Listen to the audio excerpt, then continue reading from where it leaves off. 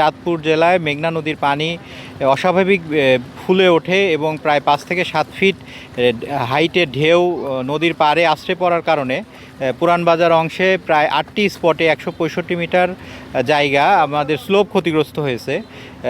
তো তাৎক্ষণিক আমরা আমাদের এখানে যে সমস্ত জায়গা ক্ষতিগ্রস্ত হয়েছে সেই সমস্ত জায়গা জিও ব্যাগ ফেলে আমরা মেরামত কার্যক্রম শুরু করেছি এবং মেরামত কার্যক্রম অব্যাহত আছে। অতি দ্রুতই আমরা এই সমস্ত জায়গা মেরামত কার্যক্রম শেষ করে ফেলবো আর কি।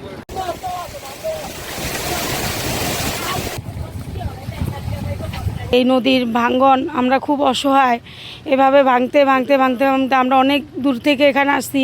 এখন আমাদের যাওয়ার মতো কোনো জায়গা নাই। আমরা সরকারের কাছে একটুই চাই, এই জায়গায় স্থায়ী বাদ চাই। ওয়ালটন ফ্রিজ কিনে অনেকের মতো আপনিও হয়ে যেতে পারেন মিলেনিয়াল। সেরা পণ্যের সেরা অফার। আমার 3টা বাড়ি আছিল, একে 2টা বাইঙ্গা নিচে একটা আছি, তারপরে ইটন বাইঙ্গা যেতে আছে। এখন আমি কই যামু, কই থাকুম?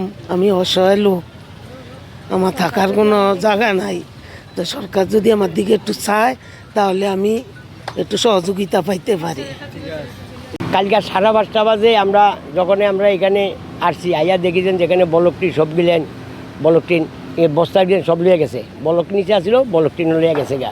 এখনও বর্তমানে অন্তত আমার 4টা রুম আমার নষ্ট হয়েছে, এবার নদীর বিল্ডিং নিয়ে গেছে গা। এই আর স্থায়ী বাঁধ, সেটি আমাদের বঙ্গবন্ধু কন্যা জননেত্রী শেখ হাসিনা স্থায়ী বাঁধের ব্যবস্থা করেছেন। সেটি টেন্ডার প্রক্রিয়া চলছে। তো সেটি 827 কোটি টাকার প্রকল্প। সেটি হলে আর আমাদের এই আতঙ্কটা থাকবে না, নদীর শাসনের কাজটি স্থায়ীভাবে হবে। তার আগ মুহূর্তে এরকম এই যে দুর্যোগময় সময়, ঝড় তুফান সাইক্লোনের সময় এই চাঁদপুরবাসীর এই ভাঙনের আতঙ্কটা থাকছেই।